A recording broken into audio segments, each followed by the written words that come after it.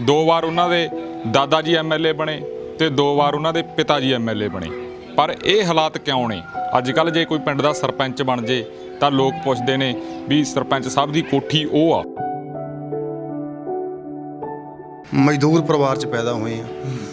ਮਿਹਨਤ ਮਜ਼ਦੂਰੀ ਕਰਕੇ ਹੀ ਬਜ਼ੁਰਗਾਂ ਨੇ ਆਪਣੇ ਪਰਿਵਾਰ ਦਾ ਪਾਲਣ ਪੋਸ਼ਣ ਕੀਤਾ ਤੇ ਮਿਹਨਤ ਮਜ਼ਦੂਰੀ ਜਿਹੜੀ ਹੈਗੀ ਆ ਉਹ ਹੁਣ ਅਸੀਂ ਕਰ ਰਹੇ ਹਾਂ। ਬਜ਼ੁਰਗ ਮੇਰੇ ਜੁੱਤੀ ਜਿਹੜੀ ਹੈਗੀ ਆ ਸਿਲਾਈ ਕਰਨ ਤੋਂ ਉੱਠ ਕੇ MLA ਲੋਕਾਂ ਨੇ ਬਣਾਇਆ। ਮੈਂਬਰ ਪੰਚਾਇਤ ਵੀ ਬਣੇ, ਬਲਾਕ ਸੰਮਤੀ ਮੈਂਬਰ ਵੀ ਬਣੇ। 1972 'ਚ ਪਹਿਲੀ ਵਾਰੀ MLA ਬਣੇ। ਮੇਰੇ ਭਾਈ ਸਾਹਿਬ ਦੀ ਵੱਡੇ ਦੀ ਸਰਪੰਚ ਦੀ ਮੌਤ ਹੋਈ ਜੀ। ਉਸ ਤੋਂ ਬਾਅਦ ਦੇ ਵਿੱਚ ਮੇਰੀ ਸਿਸਟਰ ਤੇ ਕੋਲੇ 2 ਬੱਚੇ ਐਕਸਪਾਇਰ ਹੋਏ ਜੀ। ਮੇਰੇ ਪਿਤਾ ਜੀ ਦੀ ਮੌਤ ਹੋਈ ਨੌਜਵਾਨ ਅਵਸਥਾ 'ਚ 56-57 ਸਾਲ ਦੀ ਉਮਰ ਸੀ ਜਦੋਂ ਮੇਰੇ ਪਿਤਾ ਜੀ ਦੀ ਮੌਤ ਹੋਈ ਆ। ਮੇਰੀ ਮਿਸਜ ਨੇ ਸਰਪੰਚ ਬਣਨ ਤੋਂ ਪਹਿਲਾਂ ਨਰੇਗਾ ਦੇ ਵਿੱਚ ਵੀ ਦਿਹਾੜੀਆਂ ਕੀਤੀਆਂ। ਜੀਦੇ ਫੈਕਟਰੀ ਆ ਜਿਹੜੀ ਹੈਗੀ ਉੱਥੇ ਵੀ ਮਤਲਬ ਮੇਰੀ ਮਿਸਜ ਜਿਹੜੀ ਹੈਗੀ ਉਹ ਜਾਂਦੀ ਰਹੀ ਆ ਫੈਕਟਰੀ ਦੇ ਵਿੱਚ ਵੀ। ਦਫ਼ਤਰਾਂ 'ਚ ਕਚਹਿਰੀਆਂ 'ਚ ਜਿੱਥੇ ਵੀ ਅਸੀਂ ਜਾਂਦੇ ਆ ਅਸੀਂ ਉਹਨਾਂ ਦੇ ਨਾਂ ਨਾਲ ਜਾਣੇ ਜਾਂਦੇ ਆ। ਇਸੇ ਕਰਕੇ ਸਾਡੇ ਮਨ ਨੂੰ ਸ਼ਾਂਤੀ ਤੇ ਸੰਤੁਸ਼ਟੀ ਬੜੀ ਆ। ਸਾਡੇ ਪਰਿਵਾਰ ਨੇ ਰਾਜਨੀਤੀ ਨੂੰ ਕਦੇ ਵਪਾਰ ਨਹੀਂ ਸਮਝਿਆ। ਜਦੋਂ ਮੇਰੇ ਦਾਦਾ ਜੀ 90 'ਚ ਐਕਸਪਾਇਰ ਹੋਏ ਤਾਂ ਮੇਰੇ ਪਿਤਾ ਜੀ ਉਦੋਂ 2 ਸਾਲ ਬਾਅਦ ਰਾਜਨੀਤੀ 'ਚ ਆਏ ਆ। 92 'ਚ MLA ਬਣੇ ਆ। ਇਹ ਨਹੀਂ ਵੀ ਉਹਨਾਂ ਨੇ ਜਿਉਂਦਿਆਂ ਮੇਰੇ ਪਿਤਾ ਜੀ ਨੂੰ ਕੋਈ ਕਿਸੇ ਪਿੰਡ ਦਾ ਪੰਚਾਇਤ ਮੈਂਬਰ ਵੀ ਨਹੀਂ ਬਣਾਇਆ।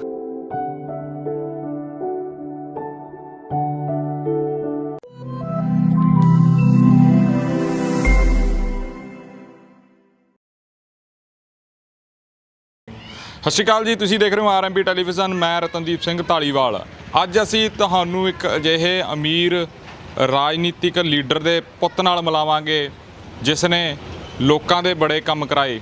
ਦਿਲ ਦੀ ਅਮੀਰੀ ਬੜੀ ਖੱਟੀ, ਪਰ ਉਹਨਾਂ ਦੇ ਜਿਹੜੇ ਘਰ ਦੇ ਹਾਲਾਤ ਨੇ ਉਹ ਬੜੇ ਹੀ ਤਰਸਯੋਗ ਨੇ। ਘਰ ਦੇ ਵਿੱਚ 4 ਵਾਰ MLA-ਸ਼ਿਪ ਰਹੀ। 2 ਵਾਰ ਉਹਨਾਂ ਦੇ ਦਾਦਾ ਜੀ MLA ਬਣੇ ਤੇ 2 ਵਾਰ ਉਹਨਾਂ ਦੇ ਪਿਤਾ ਜੀ MLA ਬਣੇ। ਪਰ ਇਹ ਹਾਲਾਤ ਕਿਉਂ ਨੇ?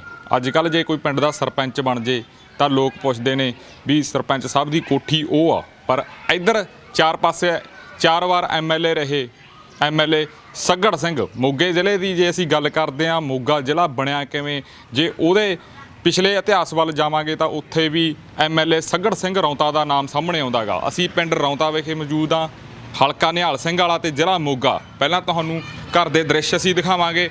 ਇਹ MLA ਸਾਹਿਬ ਦਾ ਘਰ ਆ। ਇੱਥੋਂ ਦੇ ਅਸੀਂ ਦ੍ਰਿਸ਼ ਦਿਖਾਵਾਂਗੇ, ਡਰਾਇੰਗ ਰੂਮ ਦੇ ਦਰਸ਼ਨ ਕਰਾਵਾਂਗੇ ਤੇ MLA ਸਾਹਿਬ ਦੇ ਸਪੁੱਤਰ ਸੇਵਕ ਸਿੰਘ ਦੇ ਨਾਲ ਵੀ ਤੁਹਾਨੂੰ ਮਿਲਾਵਾਂਗੇ। ਇਹ ਉਹਨਾਂ ਦਾ ਡਰਾਇੰਗ ਰੂਮ ਆ। ਪਹਿਲਾਂ ਤਾਂ ਤੁਸੀਂ ਆਹ ਵਾਲੀਆਂ ਤਸਵੀਰਾਂ ਦੇਖ ਸਕਦੇ ਹੋ। ਮੈਂ ਸਭ ਤੋਂ ਪਹਿਲਾਂ ਤਾਂ ਆਹ ਵਾਲੀ ਤਸਵੀਰ ਦਿਖਾਉਣੀ ਚਾਹੂੰਗਾ।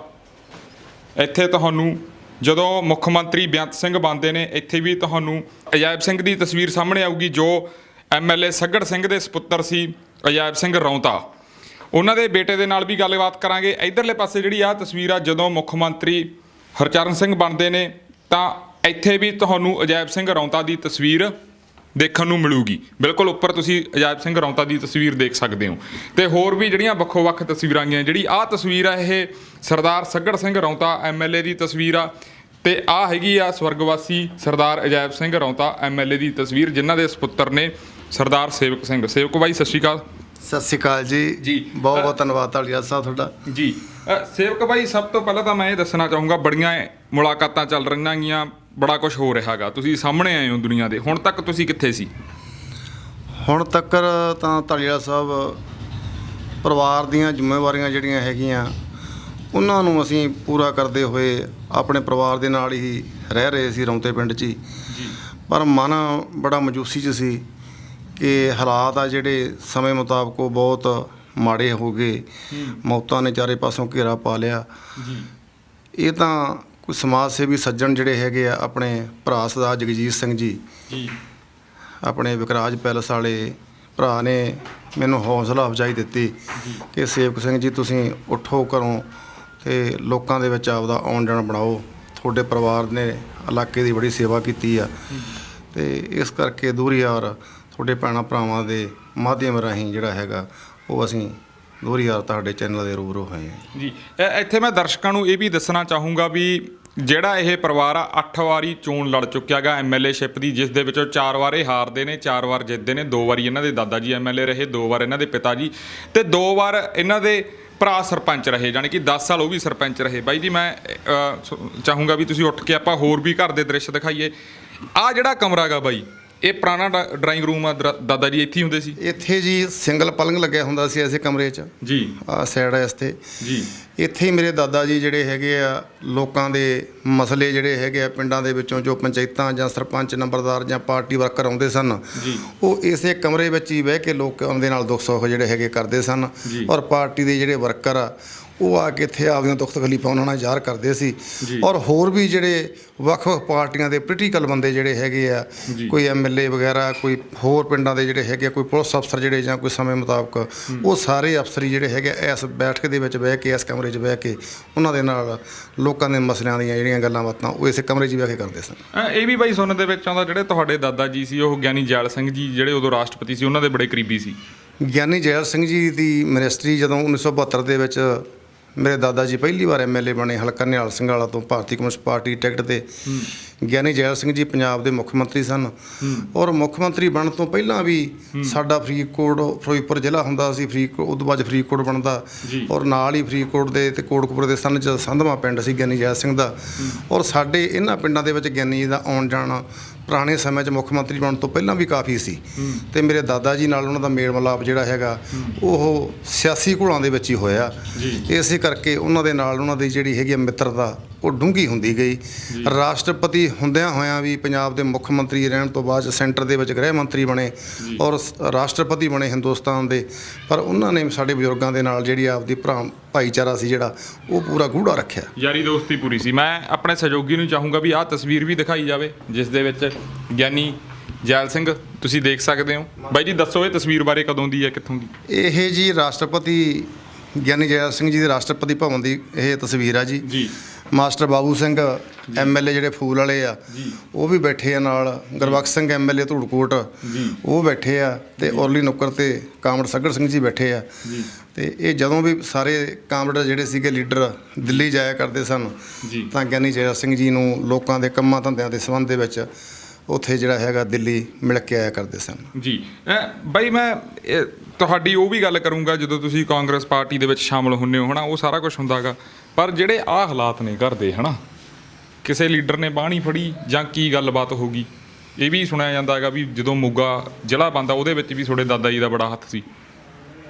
ਮੋਗਾ ਜ਼ਿਲ੍ਹਾ ਜਿਹੜਾ ਬਣਿਆ, ਸਰਦਾਰ ਬੇਅੰਤ ਸਿੰਘ ਪੰਜਾਬ ਦੇ ਮੁੱਖ ਮੰਤਰੀ ਸਨ ਔਰ ਮੇਰੇ ਪਿਤਾ ਜੀ ਪੰਜਾਬ ਦੀ ਵਿਧਾਨ ਸਭਾ ਦੇ ਵਿੱਚ ਮੋਗੇ ਨੂੰ ਜ਼ਿਲ੍ਹਾ ਬਣਾਉਣ ਦੀ ਜਿਹੜੀ ਆਵਾਜ਼ ਆ ਉਹਨਾਂ ਨੇ ਬੜੀ ਦ੍ਰਿੜਤਾ ਦੇ ਨਾਲ ਉਠਾਈ।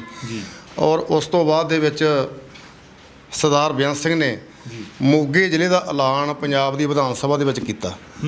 ਔਰ ਉਸ ਤੋਂ ਬਾਅਦ ਦੇ ਵਿੱਚ ਉਹਨਾਂ ਦੀ ਡੈਥ ਹੋਣ ਤੋਂ ਬਾਅਦ 'ਚ ਹਰਚਰਨ ਸਿੰਘ ਜੀ ਬਰਾੜ ਪੰਜਾਬ ਦੇ ਸੀਐਮ ਬਣੇ ਔਰ ਉਹਨਾਂ ਨੇ ਸ੍ਰੀ ਮੁਕਤਸਰ ਸਾਹਿਬ ਆ ਕੇ ਜਿਹੜਾ ਹੈਗਾ ਉਸ ਨੂੰ ਜ਼ਿਲ੍ਹਾ ਐਲਾਨ ਕੀਤਾ। ਮੇਰੇ ਪਿਤਾ ਜੀ ਉਸੇ ਟਾਈਮ ਸਟੇਜ 'ਤੇ ਬੈਠੇ ਸਨ। ਉਹਨਾਂ ਨੇ ਸੀਐਮ ਸਾਹਿਬ ਦੀ ਬਾਂਹ ਫੜ ਕੇ ਕਿਹਾ ਕਿ ਸੀਐਮ ਸਾਹਿਬ, ਪਹਿਲਾਂ ਜੋ ਸਰਦਾਰ ਬੇਅੰਤ ਸਿੰਘ ਨੇ ਮੋਗੇ ਜ਼ਿਲ੍ਹੇ ਦਾ ਐਲਾਨ ਕੀਤਾ ਵਿਧਾਨ ਸਭਾ ਦੇ ਵਿੱਚ, ਪਹਿਲਾਂ ਮੋਗੇ ਦਾ ਉਦਘਾਟਨ ਕਰਕੇ ਆਓ, ਫਿਰ ਮੁਕਤਸਰ ਦਾ ਕਰਿਓ, ਮੈਨੂੰ ਮੁਕਤਸਰ ਜ਼ਿਲ੍ਹੇ ਬਣਨ ਦਾ ਇਤਰਾਜ਼ ਕੋਈ ਨਹੀਂ। ਫਿਰ ਉਸ ਤੋਂ ਬਾਅਦ ਦੇ ਵਿੱਚ ਸੀਐਮ ਸਾਹਿਬ ਨੇ ਕਿਹਾ ਵੀ ਰੌਂਦਾ ਸਾਹਿਬ, ਜੋ ਤੁਹਾਡੀ ਪ੍ਰਪੋਜ਼ਲ ਬਣਾਈ ਸੀ ਉਹ ਪਾਸ ਆ, ਮੋਗੇ ਨੂੰ ਜ਼ਿਲ੍ਹਾ ਜਿਹੜਾ ਹੈਗਾ ਅਸੀਂ ਅਹਿਮੀਅਤ ਦਿੰਦੇ ਹੋਏ ਇਸ ਤਰੀਕ ਨੂੰ ਮੋਗੇ ਜ਼ਿਲ੍ਹੇ ਦਾ ਵੀ ਉਦਘਾਟਨ ਕਰਾਂਗੇ। ਜੀ ਬਾਈ ਜੀ ਘਰ ਦੇ ਆਹ ਹਾਲਾਤ ਆ, ਹੈ ਨਾ, ਅੱਜ ਕੱਲ੍ਹ ਜਿਵੇਂ ਆਪਾਂ ਪਹਿਲਾਂ ਹੀ ਗੱਲ ਕੀਤੀ ਆ ਵੀ 2 ਵਾਰੀ ਕੋਈ ਸਰਪੰਚ ਰਹਿ ਗਏ, ਤੁਹਾਡੇ ਭਰਾ ਸਰਪੰਚ ਰਹੇ, 4 ਵਾਰੀ ਤੁਹਾਡੇ ਘਰ ਦੇ ਵਿੱਚ ਐਮਐਲਏਸ਼ਿਪ ਆਈ, ਤੁਹਾਡੇ ਮਿਸੀ ਵੀ ਸਰਪੰਚ ਰਹੇ, ਤੁਸੀਂ ਵੀ ਅੱਗੇ ਗੱਲ ਕਰ ਰਹੇ ਸੀ। ਕਾਰਨ ਕੀ ਰਿਹਾ ਆਹ ਹਾਲਾਤ ਆਉਣ ਦਾ? ਹਾਲਾਤ ਧਾਲੀਵਾਲ ਸਾਹਿਬ, ਸਾਡੇ ਪਰਿਵਾਰ ਨੇ ਰਾਜਨੀਤੀ ਨੂੰ ਕਦੇ ਵਪਾਰ ਨਹੀਂ ਸਮਝਿਆ। ਜਿੰਨਾ ਟਾਈਮ ਵੀ ਸਾਨੂੰ ਲੋਕਾਂ ਨੇ ਸਿਆਸਤ ਦੇ ਵਿੱਚ ਜਦ ਅਸੀਂ ਆਏ, ਬਜ਼ੁਰਗ ਮੇਰੇ ਜੁੱਤੀ ਜਿਹੜੀ ਹੈਗੀ ਆ ਸਿਲਾਈ ਕਰਨ ਤੋਂ ਉੱਠ ਕੇ ਐਮਐਲਏ ਲੋਕਾਂ ਨੇ ਬਣਾਇਆ, ਮੈਂਬਰ ਪੰਚਾਇਤ ਵੀ ਬਣੇ, ਬਲਾਕ ਸੰਮਤੀ ਮੈਂਬਰ ਵੀ ਬਣੇ। 1972 'ਚ ਪਹਿਲੀ ਵਾਰੀ ਐਮਐਲਏ ਬਣੇ। ਪਰ ਐਮਐਲਏ ਬਣਨ ਤੋਂ ਬਾਅਦ ਦੇ ਵਿੱਚ ਆਮ ਜਿਹੜਾ ਬੰਦਾ, ਅੱਜ ਦੇ ਸਮੇਂ ਦੇ ਪੋਲੀਟੀਕਲ ਬੰਦੇ ਆ ਜਿਹੜੇ, ਉਹ ਐਮਐਲਏ ਬਣਨ ਤੋਂ ਬਾਅਦ ਦੇ ਵਿੱਚ ਆਪਦੇ ਪਰਿਵਾਰ ਦੇ ਮੈਂਬਰਾਂ ਨੂੰ ਵੀ ਭੁੱਲ ਜਾਂਦੇ ਆ। ਪਰ ਸਾਡੇ ਬਜ਼ੁਰਗ ਆ ਜਿਹੜੇ, ਉਹਨਾਂ ਨੇ ਆਪਦੇ ਪਰਿਵਾਰ ਨੂੰ ਤਾਂ ਜਿਹੜਾ ਹੈਗਾ ਭੁੱਲਣਾ ਕੀ ਸੀ, ਜਿਹੜੇ ਵਰਕਰ ਸੀ ਉਹਨਾਂ ਦੇ ਨਾਲ ਦੇ ਵੋਟਰ ਸੀ ਉਹਨਾਂ ਦੇ ਜਿਹੜੇ ਹੈਗੇ ਆ ਦੁੱਖ ਸੁੱਖ ਨੂੰ ਆਪਦੇ ਮਨ ਦੇ ਵਿੱਚ ਵਸਾਇਆ ਔਰ ਉਹਨਾਂ ਦੇ ਨਾਲ ਹੀ ਜਿਹੜਾ ਹੈਗਾ ਦਿਨ ਰਾਤ ਲੋਕਾਂ ਦੇ ਕੰਮਾਂ ਧੰਦਿਆਂ ਨੂੰ ਤਰਜੀਹ ਦਿੰਦੇ ਰਹੇ। ਪਰਿਵਾਰ ਦੇ ਆਪਦੇ ਕੋਈ ਸਾਈਡ ਬਿਜ਼ਨਸ ਬੱਚਿਆਂ ਬਾਰੇ ਜਾਂ ਹੁਣ ਦੇ ਸਮੇਂ 'ਚ ਜਿੱਦਾਂ ਕਹਿ ਲਈਏ ਪੋਲੀਟੀਕਲ ਬੰਦੇ ਵੱਡੇ ਵੱਡੇ ਕੋਲਡ ਸਟੋਰ ਪਾ ਲੈਂਦੇ ਆ, ਸ਼ੈਲਰ ਪਾ ਲੈਂਦੇ ਆ, ਬੱਸਾਂ ਦੇ ਪਰਮਿਟ ਲੈ ਲੈਂਦੇ ਆ, ਕੇਬਲ ਨੈਟਵਰਕ ਤੇ ਜਿਹੜਾ ਹੈਗਾ ਉਹਨਾਂ ਦੇ ਕਬਜ਼ੇ ਆ, ਰੇਤ ਮਾਫੀਆ ਦੇ ਵਿੱਚ ਉਹਨਾਂ ਦਾ ਹੱਥ ਆ। ਪਰ ਸਾਡੇ ਪਰਿਵਾਰ ਦੇ ਵਿੱਚ ਜਦੋਂ ਅਸੀਂ ਸਿਆਸਤ ਦੇ ਵਿੱਚ ਪਾਵਰ ਦੇ ਵਿੱਚ ਲੋਕਾਂ ਨੇ ਸਾਨੂੰ MLA ਬਣਾਇਆ ਤੇ ਅਸੀਂ ਪਾਵਰ 'ਚ ਰਹਿੰਦਿਆਂ ਹੋਇਆਂ ਇੱਕ ਮਰਲਾ ਵੀ ਕੋਈ ਬੰਦਾ ਜੇ ਕੋਈ ਸਾਬਤ ਕਰਦੇ ਵੀ ਸਾਡੇ ਬਜ਼ੁਰਗਾਂ ਦੀ ਪਾਵਰ ਜਿਹੜੀ ਆ ਉਹ ਅਸੀਂ ਲੋਕਾਂ ਦੀ ਪਾਵਰ ਆਪਦੇ ਪਰਿਵਾਰ ਲਈ ਵਰਤੀ ਹੋਵੇ ਤਾਂ ਅਸੀਂ ਇਸ ਚੀਜ਼ ਦੇ ਦੇਣਦਾਰ ਹੋ ਸਕਦੇ ਹਾਂ। ਇੱਕ ਬਾਈ ਸੇਵਕ, ਤੁਸੀਂ ਅੱਜ ਕੱਲ੍ਹ ਕੀ ਕੰਮ ਕਰਦੇ ਹੋ ਤੇ ਤੁਹਾਡੇ ਮਿਸਿਜ ਕੀ ਕੰਮ ਕਰਦੇ? ਕੰਮ ਤਾਂ ਧਾਲੀਵਾਲ ਸਾਹਿਬ ਇਹ ਆ ਵੀ ਮਜ਼ਦੂਰ ਪਰਿਵਾਰ 'ਚ ਪੈਦਾ ਹੋਏ ਆ। ਮਿਹਨਤ ਮਜ਼ਦੂਰੀ ਕਰਕੇ ਹੀ ਬਜ਼ੁਰਗਾਂ ਨੇ ਆਪਣੇ ਪਰਿਵਾਰ ਦਾ ਪਾਲਣ ਪੋਸ਼ਣ ਕੀਤਾ ਤੇ ਮਿਹਨਤ ਮਜ਼ਦੂਰੀ ਜਿਹੜੀ ਹੈਗੀ ਆ ਉਹ ਹੁਣ ਅਸੀਂ ਕਰ ਰਹੇ ਹਾਂ। ਮੈਂ ਪਿਛਲੇ ਸਮੇਂ ਦੇ ਵਿੱਚ ਬੱਸਾਂ ਜਿਹੜੀਆਂ ਹੈਗੀਆਂ ਲੋਕਲ ਮਿੰਨੀਆਂ ਬੱਸਾਂ ਕਹਿ ਲਓ ਜਾਂ ਨਾਰਥ ਵੈਸਟ ਕਾਲਜ ਢੁੱਡੀ ਕੇ ਜਿਹੜਾ ਹੈਗਾ ਉੱਥੋਂ ਦੀ ਬੱਸ ਵੀ ਚਲਾਉਂਦਾ ਰਿਹਾ ਮੈਂ। ਮੇਰੀ ਮਿਸਜ ਨੇ ਸਰਪੰਚ ਬਣਨ ਤੋਂ ਪਹਿਲਾਂ ਨਰੇਗਾ ਦੇ ਵਿੱਚ ਵੀ ਦਿਹਾੜੀਆਂ ਕੀਤੀਆਂ। ਜੀਦੇ ਫੈਕਟਰੀ ਆ ਜਿਹੜੀ ਹੈਗੀ ਉੱਥੇ ਵੀ ਮਤਲਬ ਮੇਰੀ ਮਿਸਜ ਜਿਹੜੀ ਹੈਗੀ ਉਹ ਜਾਂਦੀ ਰਹੀ ਆ ਫੈਕਟਰੀ ਦੇ ਵਿੱਚ ਵੀ। ਪਰ ਕਹਿਣ ਦਾ ਭਾਵ ਹੈ ਮਨ ਨੂੰ ਜਿਹੜੀ ਆ ਉਹ ਸੰਤੁਸ਼ਟੀ ਆ ਵੀ ਆਪਦੇ ਜਿਹੜੇ ਹੈਗੇ ਆ ਬੱਚਿਆਂ ਦਾ ਪਾਲਣ ਪੋਸ਼ਣ ਮਿਹਨਤ ਮਜ਼ਦੂਰੀ ਨਾਲ ਹੀ ਜਿਹੜਾ ਹੈਗਾ ਉਹ ਕਰਨਾ ਚੰਗਾ ਹੈ। ਜੇ ਆਪਾਂ ਕਹਿ ਦਈਏ ਵੀ 2 ਨੰਬਰ ਦੀ ਕਮਾਈਆਂ ਦੇ ਨਾਲ ਜੇ ਬੱਚਿਆਂ ਦੀ ਜਿਹੜਾ ਹੈਗਾ ਆਪਾਂ ਪਾਲਣ ਪੋਸ਼ਣ ਕਰਾਂਗੇ, ਮੈਂ ਚਾਹੁੰਦਾ ਵੀ ਉਹ ਨਹੀਂ ਜਿਹੜਾ ਹੈਗਾ ਬੱਚਾ ਸਿਰੇ ਨਹੀਂ ਲੱਗ ਸਕਦਾ ਜੀ। ਹੁਣ ਜਦੋਂ ਦੇ ਤੁਸੀਂ ਕੈਮਰਿਆਂ ਦੇ ਸਾਹਮਣੇ ਆਏ ਹੋ, ਫੋਨ ਬਹੁਤ ਆ ਰਹੇ ਹੋਣੇ ਲੀਡਰਾਂ ਦੇ। ਇਹ ਤਾਂ ਜੀ ਧਾਲੀਵਾਲ ਸਾਹਿਬ ਗੱਲ ਤਾਂ ਇਹ ਸੀ ਵੀ ਜਦੋਂ ਗੁਰੂ ਮਹਾਰਾਜ ਨੇ ਸਾਡੇ ਪਰਿਵਾਰ 'ਤੇ ਮਾੜਾ ਸਮਾਂ ਆਇਆ, ਮੇਰੇ ਭਾਈ ਸਾਹਿਬ ਦੀ ਵੱਡੇ ਦੀ ਸਰਪੰਚ ਦੀ ਮੌਤ ਹੋਈ। ਉਸ ਤੋਂ ਬਾਅਦ ਦੇ ਵਿੱਚ ਮੇਰੀ ਸਿਸਟਰ ਤੇ ਕੋਲੇ 2 ਬੱਚੇ ਐਕਸਪਾਇਰ ਹੋਏ। ਮੇਰੇ ਪਿਤਾ ਜੀ ਦੀ ਮੌਤ ਹੋਈ ਨੌਜਵਾਨ ਅਵਸਥਾ 'ਚ 56-57 ਸਾਲ ਦੀ ਉਮਰ ਸੀ ਜਦੋਂ ਮੇਰੇ ਪਿਤਾ ਜੀ ਦੀ ਮੌਤ ਹੋਈ ਆ। ਪਰ ਜਦੋਂ ਸਿਆਸੀ ਜਿਹੜੇ ਲੀਡਰ ਆ ਜਾਂ ਨੁਮਾਇੰਦੇ ਆ ਉਹਨਾਂ ਨੂੰ ਸਾਡੇ ਪਰਿਵਾਰ ਦੀ ਜਿਹੜੀ ਹੈਗੀ ਉਹ ਸਾਰ ਲੈਣੀ ਚਾਹੀਦੀ ਸੀ ਤਾਂ ਉਦੋਂ ਸਾਡੇ ਪਰਿਵਾਰ ਦੀ ਜਿਹੜੀ ਹੈਗੀ ਆ ਉਹ ਸਿਆਸਤ ਪੱਖੋਂ ਜਿਹੜੇ ਸਿਆਸੀ ਬੰਦਿਆਂ ਨੇ ਸਾਡੇ ਪਰਿਵਾਰ ਦਾ ਜਿਹੜਾ ਹੈਗਾ ਦੁੱਖ ਸੁੱਖ ਨਹੀਂ ਵੰਡਾਇਆ। ਜੇ ਵੰਡਾਇਆ ਹੁੰਦਾ ਹੋ ਸਕਦਾ ਵੀ ਅੱਜ ਸਾਡੇ ਪਰਿਵਾਰ ਦੇ ਆ ਹਾਲਾਤ ਨਾ ਹੁੰਦੇ। ਪਰ ਨਾਲ ਇਹ ਵੀ ਆ ਵੀ ਸਮੇਂ ਮੁਤਾਬਕ ਜਿਹੜਾ ਹੈਗਾ ਮੈਂ ਤਾਂ ਇਹ ਵੀ ਕਹੂੰਗਾ ਵੀ ਇਕੱਲੇ ਸਾਡੇ ਪਰਿਵਾਰ ਦੀ ਗੱਲ ਨਹੀਂ, ਆਮ ਵੀ ਜਿਹੜੇ ਸਿਆਸੀ ਲੋਕ ਆ ਜਿਹੜੇ ਉਹਨਾਂ ਨੂੰ ਜਿਹੜੇ ਪਿੰਡਾਂ ਦੇ ਵਿੱਚ ਗਰੀਬ ਮੱਧ ਵਰਗੀ ਪਰਿਵਾਰ ਆ ਜਿਹੜੇ ਵੋਟਾਂ ਪਾ ਕੇ ਉਹਨਾਂ ਨੂੰ ਨੁਮਾਇੰਦਾ ਬਣਾਉਂਦੇ ਆ, MLA ਮਿਨਿਸਟਰ ਬਣਾਉਂਦੇ ਆ, ਉਹਨਾਂ ਲੀਡਰਾਂ ਨੂੰ ਉਹਨਾਂ ਪਰਿਵਾਰਾਂ ਦੀ ਵੀ ਜਿਹੜੀ ਹੈਗੀ ਦੁੱਖ ਸੁੱਖ ਦੇ ਵਿੱਚ ਭਾਈਵਾਲ ਹੋਣਾ ਚਾਹੀਦਾ। ਸਾਰੇ ਭੈਣਾਂ ਭਰਾਵਾਂ ਦਾ ਦੁੱਖ ਦਾ ਸਮਝ ਕੇ ਜਿਹੜਾ ਲੀਡਰ ਚੱਲੂਗਾ ਉਹਨੂੰ ਹੀ ਲੋਕ ਆਪਦਾ ਸੱਚਾ ਨੇਤਾ ਮੰਨਦੇ ਆ। ਹੁਣ ਤਾਂ ਆ ਰਹੇ ਹੋਣੇ ਬੜੇ ਲੀਡਰਾਂ ਦੇ ਫੋਨ? ਨਹੀਂ ਜੀ, ਫੋਨ ਤਾਂ ਤਕਰੀਬਨ ਜਿਹੜੇ ਹੈਗੇ ਆ ਧਾਲੀਵਾਲ ਸਾਹਿਬ ਕਈ ਬੰਦੇ ਕਹਿੰਦੇ ਵੀ ਆ ਵੀ ਕੋਈ ਗੱਲ ਨਹੀਂ ਦਿਲ ਨਾ ਛੱਡੋ ਤੁਹਾਡੇ ਨਾਲ ਆ ਅਸੀਂ, ਪਰ ਇਕੱਲੇ ਜੇ ਆਪਾਂ ਫੋਨਾਂ ਨਾਲ ਕਹਿ ਦਈਏ ਫੋਨਾਂ ਨਾਲ ਤਾਂ ਨਹੀਂ ਗੱਲ ਬਣਦੀ। ਪਰ ਦੁੱਖ ਇਹ ਵੀ ਹੈ ਵੀ ਜਦੋਂ ਕੈਮਰੇ ਦੇ ਸਾਹਮਣੇ ਆ ਉਦੋਂ ਆਉਣ ਲੱਗੇ ਆ। ਉਦੋਂ ਪਹਿਲਾਂ ਜੀ ਧਾਲੀਵਾਲ ਸਾਹਿਬ ਕਦੇ ਕਿਸੇ ਨੇ ਨਹੀਂ ਸਾਡੇ ਪਰਿਵਾਰ ਦੀ ਸਾਰ ਲਈ। ਧੰਨਵਾਦ ਬਾਈ ਜਗਜੀਤ ਸਿੰਘ ਜੀ ਦਾ, ਵਾਰ-ਵਾਰ ਮੈਂ ਦਿਲ ਦੀਆਂ ਗਰਾਈਆਂ ਜਿੰਨਾ ਚਿਰ ਵੀ ਮੇਰੀ ਜ਼ਿੰਦਗੀ ਰਹੂਗੀ ਸਾਡੇ ਪਰਿਵਾਰ 'ਚ ਧਾਲੀਵਾਲ ਸਾਹਿਬ ਇਹ ਗੁਣ ਚਾਹੇ ਸਮਝ ਲਓ ਤੁਸੀਂ ਵੀ ਜਿਹੜੇ ਪਰਿਵਾਰ ਨੇ ਸਾਡੇ ਪਰਿਵਾਰ 'ਤੇ ਗੁਣ ਕੀਤਾ ਅਸੀਂ ਕਈ ਪੀੜ੍ਹੀਆਂ ਉਹ ਪਰਿਵਾਰ ਦੇ ਕਰਜ਼ਦਾਰ ਰਹਿੰਦੇ ਹਾਂ। ਔਰ ਕਰਜ਼ਦਾਰ ਹੋਣਾ ਵੀ ਚਾਹੀਦਾ। ਜਿਹੜਾ ਇਨਸਾਨ ਕਿਸੇ ਦਾ ਭਲਾ ਕਰਦਾ ਨਾ ਉਹਦੀ ਜਿਹੜੀ ਹੈਗੀ ਆ ਮਤਲਬ ਸੋਚ ਨੂੰ ਸਦਾ ਸਲਾਮ ਕਰਨਾ ਚਾਹੀਦਾ। ਮੇਰੇ ਮਨ ਦੀ ਇਹ ਮੁਰਾਦ ਆ ਜੀ। ਸਭ ਤੋਂ ਪਹਿਲਾਂ ਤਾਂ ਮੈਂ TV ਦੀ ਇੱਕ ਤਸਵੀਰ ਵੀ ਦਿਖਾਉਣੀ ਚਾਹੂੰਗਾ, ਉਹ ਜਿਹੜੀ ਤੁਹਾਡੀ ਕੈਪਟਨ ਅਮਰਿੰਦਰ ਸਿੰਘ ਦੇ ਨਾਲ ਫੋਟੋ, ਉਹ ਫੋਟੋ ਦਾ ਵੀ ਆਪਾਂ ਜ਼ਿਕਰ ਕਰਾਂਗੇ। ਇਧਰਲੇ ਪਾਸੇ ਜੇ ਮੈਂ ਗੱਲ ਕਰ ਦਾਂਗਾ, ਇਹ ਤੁਹਾਡਾ ਬਾਈ ਬੈਡਰੂਮ? ਹਾਂਜੀ ਬੈਡਰੂਮ ਆ ਜੀ। ਇਹ ਪੁਰਾਣਾ ਕਮਰਾ ਹੀ ਆ ਪਹਿਲਾਂ ਵਾਲੀ? ਹਾਂਜੀ ਉਹੀ ਕਮਰੇ ਆ ਜੀ। ਇੱਥੇ ਬਜ਼ੁਰਗ ਹੁੰਦੇ ਸੀ? ਬਸ ਇੱਥੇ ਤਕਰੀਬਨ ਸਾਰਾ ਪਰਿਵਾਰ ਇਹੀ 2-3 ਕਮਰੇ ਸੀਗੇ ਜੀ ਸਾਡੇ ਕੋਲ ਤਾਂ। ਤੇ ਇਹ ਵੀ ਹੁਣ ਤੁਹਾਨੂੰ ਪਤਾ ਸੜਕ ਜਿਹੜੀ ਹੈਗੀ ਦਿਨੋਂ ਦਿਨ ਫਿਰਨੀ ਤੇ ਘਰ ਕਰਕੇ ਉੱਚੀ ਹੋਈ ਜਾਂਦੀ ਹੈ, ਕਮਰੇ ਨੀਵੇਂ ਹੋਈ ਜਾਂਦੇ ਆ ਜੀ। ਤੇ ਆਪਦੇ ਕੋਲੇ ਧਾਲੀਵਾਲ ਸਾਹਿਬ ਇੰਨਾ ਸੋਰਸ ਵੀ ਹੈ ਨਹੀਂ ਵੀ ਆਪਾਂ ਹੁਣ ਆ ਜਿਹੜੇ 2-3 ਕਮਰੇ ਬਿਲਡਿੰਗ ਢਾਹ ਕੇ ਆਪਾਂ ਇੱਕ ਪਾਸੇ ਨਵੀਂ ਕੋਠੀ ਤਿਆਰ ਕਰ ਲਾਂਗੇ ਜਾਂ ਕੋਈ 2 ਕਮਰੇ ਚੰਗੇ ਪਾ ਲਾਂਗੇ ਜੀ। ਜਿਹੜੀ ਬਾਈ ਆਹ ਵਾਲੀ ਤਸਵੀਰ ਆ ਤੁਹਾਡੀ ਕੈਪਟਨ ਅਮਰਿੰਦਰ ਸਿੰਘ ਦੇ ਨਾਲ ਤਸਵੀਰ ਆ, ਇਹ ਤਸਵੀਰ ਕਿਵੇਂ ਆ, ਕਿੱਥੋਂ ਦੀ ਆ? ਇਹ ਤਸਵੀਰ ਜੀ ਕੈਪਟਨ ਅਮਰਿੰਦਰ ਸਿੰਘ ਜੀ ਬਾਘਾ ਪੁਰਾਣਾ ਆਏ ਸੀ ਸਰਦਾਰ ਦਰਸ਼ਨ ਸਿੰਘ ਬਰਾੜ ਦੀ ਚੋਣ ਕੈਂਪੇਨ ਦੇ ਵਿੱਚ ਜੀ। ਉੱਥੇ ਜੀ ਅਸੀਂ ਵੀ ਗਏ ਸੀ ਆਪਦੇ ਸਾਰੇ ਪਿੰਡ ਦੇ ਵਿੱਚੋਂ ਵਰਕਰ ਲੈ ਕੇ ਜੀ। ਉੱਥੇ ਜਿਹੜਾ ਹੈਗਾ ਸਰਦਾਰ ਦਰਸ਼ਨ ਸਿੰਘ ਬਰਾੜ ਨੇ CM ਸਾਹਿਬ ਦੇ ਮੱਥੇ ਲਾਇਆ ਸਨ। ਤੇ ਤੁਹਾਨੂੰ ਕੋਈ ਅਹੁਦਾ ਵੀ ਮਿਲਿਆ ਸੀ ਕਹਿੰਦੇ ਪਾਰਟੀ 'ਚ? ਮੈਨੂੰ ਜੀ ਜਨਰਲ ਸੈਕਟਰੀ ਬਣਾਇਆ ਜਦੋਂ ਮੇਰੇ ਪਿਤਾ ਜੀ ਦੀ ਮੌਤ ਹੋਈ ਆ। ਉਸ ਤੋਂ ਬਾਅਦ ਕਰਨਲ ਬਾਬੂ ਸਿੰਘ ਸਾਡੇ ਜ਼ਿਲ੍ਹਾ ਮੋਗਾ ਦੇ ਪ੍ਰਧਾਨ ਸੀਗੇ, ਉਹਨਾਂ ਨੇ ਮੈਨੂੰ ਲੈਟਰ ਦਿੱਤਾ ਸੀਗਾ ਜੀ general secretary district Congress Moga ਦਾ ਜੀ। ਹਾਂਜੀ। ਤੇ ਉਦੋਂ ਬਾਅਦ ਫਿਰ ਉਧਰ ਵੀ ਤੁਸੀਂ ਵਰਕਿੰਗ ਕੀਤੀ? ਵਰਕਿੰਗ ਤਾਂ ਜੀ ਜਦੋਂ ਬਲਾਕ ਸੰਮਤੀ ਚੋਣ ਜਾਂ ਜ਼ਿਲ੍ਹਾ ਪ੍ਰੀਸ਼ਦ ਦੀ ਚੋਣ ਜਿਹੜੀ ਹੋਈ ਆ ਉਹਦੇ 'ਚ ਅਸੀਂ ਨਾਲ ਪਾਰਟੀ ਦੇ ਨਾਲ ਖੜੇ ਹਾਂ ਅਸੀਂ। ਅੱਜ ਵੀ ਅਸੀਂ ਲੋਕਾਂ ਦੇ ਦੁੱਖ ਤਕਲੀਫ ਜਿਹੜੇ ਕੰਮ ਧੰਦੇ ਆ, ਜੇ ਕਿਸੇ ਦੀ ਕੋਈ ਬੇਟੀ ਦਾ ਰੌਲਾ ਪੈਂਦਾ, ਵਹੁਟੀ ਦਾ ਰੌਲਾ ਪੈਂਦਾ, ਮੈਂ ਲੋਕਾਂ ਦੇ ਨਾਲ ਕੰਮ ਧੰਦੇ ਜਾਣਾ ਆਉਣਾ ਜੀ, ਕੋਈ ਐਸੀ ਗੱਲ ਨਹੀਂ ਹੈ। ਪਰ ਕਹਿਣ ਦਾ ਭਾਵ ਇਹ ਆ ਵੀ ਪਾਰਟੀ ਜਿਹੜੀ ਹੈਗੀ ਹੈ, ਜੇ ਅਸੀਂ ਪਹਿਲਾਂ ਕਾਮਰੇਡ ਸੀ, ਕਾਮਰੇਡਾਂ ਤੋਂ ਬਾਅਦ 'ਚ ਅਸੀਂ ਕਾਂਗਰਸ ਪਾਰਟੀ ਚਲੇ ਗਏ, ਪਰ ਕਦੇ ਵੀ ਜਿਹੜਾ ਹੈਗਾ ਅਸੀਂ ਨਾ ਮਤਲਬ ਲੀਡਰਸ਼ਿਪ ਨੂੰ ਇਹ ਨਹੀਂ ਕਿਹਾ ਵੀ ਸਾਡੇ ਪਰਿਵਾਰ ਨੂੰ ਜੀ ਆਹ ਦੇ ਦਿਓ ਜੀ, ਆਹ ਦੇ ਦਿਓ ਜੀ। ਕਦੇ ਅਹੁਦਿਆਂ ਦੇ ਲਾਲਚਾਂ ਦੇ ਵਿੱਚ ਜਾ ਕੇ ਅਸੀਂ ਜਿਹੜਾ ਹੈਗਾ ਸਿਆਸਤ ਨਹੀਂ ਕੀਤੀ। ਬੇਭਾਵ ਜਿਹੜੀ ਹੈਗੀ ਆ, ਬਗੈਰ ਕਿਸੇ ਜਿਹੜੀ ਹੈਗੀ ਲੋਭ ਲਾਲਚ ਤੋਂ ਅਸੀਂ ਸਿਆਸੀ ਬੰਦਿਆਂ ਦੇ ਨਾਲ ਵੀ ਸਾਡਾ ਆਉਣ ਜਾਣ, ਸਿਆਸੀ ਬੰਦਿਆਂ ਨਾਲ ਸਾਡਾ ਬੈਠਣ ਉੱਠਣ, ਔਰ ਸਿਆਸਤ ਦੇ ਵਿੱਚ ਵੀ ਜਿੰਨਾ ਚਿਰ ਸਾਡਾ ਪਰਿਵਾਰ ਰਿਹਾ, ਅਸੀਂ ਕਦੇ ਵੀ ਮਤਲਬ ਜਿਹੜੀ ਹੈਗੀ ਦੋਗਲੀ ਗੱਲ ਆਪਦੇ ਮਨ 'ਚ ਨਹੀਂ ਰੱਖੀ। ਤੇ ਪਿੰਡ ਦੀ ਗੱਲ ਕਰਦੇ ਆ, ਰੌਤਾ ਪਿੰਡ ਵੈਸੇ ਵੀ ਬੜਾ ਮਸ਼ਹੂਰ ਆ, ਤੇ ਪਿੰਡ ਵਾਸੀ ਸਾਰੇ ਨਾਲ ਖੜੇ ਆ। ਬਿਲਕੁਲ ਜੀ, ਪਿੰਡ ਵੱਲੋਂ ਬਹੁਤ ਹੀ ਸਹਿਯੋਗ ਦਿੱਤਾ ਜਾਂਦਾ ਸਾਨੂੰ।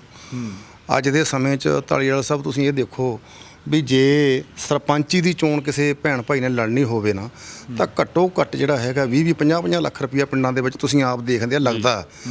ਪਰ ਸਾਡੇ ਪਰਿਵਾਰ ਨੂੰ, ਮੇਰੇ ਬ੍ਰਦਰ ਨੂੰ ਜਦੋਂ ਸਰਪੰਚ ਚੁਣਿਆ, ਸਾਥੋਂ ਉਦੋਂ ਵੀ ਕਿਸੇ ਨੇ ਚਾਹ ਦਾ ਕੱਪ ਨਹੀਂ ਪੀਤਾ, ਤੇ ਮੇਰੀ ਮਿਸਜ ਨੂੰ ਜਿਹੜਾ ਹੈਗਾ ਜਦੋਂ ਸਰਪੰਚ ਚੁਣਿਆ, ਸਾਥੋਂ ਉਦੋਂ ਵੀ ਕਦੇ ਕਿਸੇ ਨੇ ਕਿਸੇ ਚੀਜ਼ ਦਾ ਲਾਲਚ ਨਹੀਂ ਮਤਲਬ ਕੀਤਾ ਵੀ ਸਾਨੂੰ ਆਹ, ਕਿਉਂਕਿ ਸਾਡੇ ਕੋਲ ਸੀ ਕੁਛ ਨਹੀਂ। ਸਾਨੂੰ ਲੋਕਾਂ ਨੇ ਹਮਦਰਦੀ ਔਰ ਪਿਆਰ ਦੇ ਭਾਵਨਾ ਨਾਲ ਸਰਪੰਚ ਚੁਣਿਆ 2 ਵਾਰ, ਔਰ 4 ਵਾਰ ਸਾਡੇ ਪਰਿਵਾਰ ਨੂੰ ਲੋਕਾਂ ਨੇ ਪੰਜਾਬ ਦੀ ਮਹਾਨ ਸੱਥ ਆ ਜਿਹੜੀ ਵਿਧਾਨ ਸਭਾ, ਉਹਦੇ 'ਚ ਜਿਹੜਾ ਹੈਗਾ ਆਪਦਾ ਨੁਮਾਇੰਦਾ ਬਣਾ ਕੇ ਭੇਜਿਆ। ਕਦੇ ਇਕੱਲਿਆਂ ਬੈਠਦੇ ਹੋ, ਮਨ ਦੇ ਵਿੱਚ ਵਿਚਾਰ ਨਹੀਂ ਆਉਂਦਾ ਵੀ ਬਜ਼ੁਰਗ ਐਡੇ ਐਡੇ ਅਹੁਦਿਆਂ ਤੇ ਰਹੇ ਤੇ ਸਾਡੇ ਲਈ ਕੁਝ ਨਹੀਂ ਕਰਕੇ ਗਏ?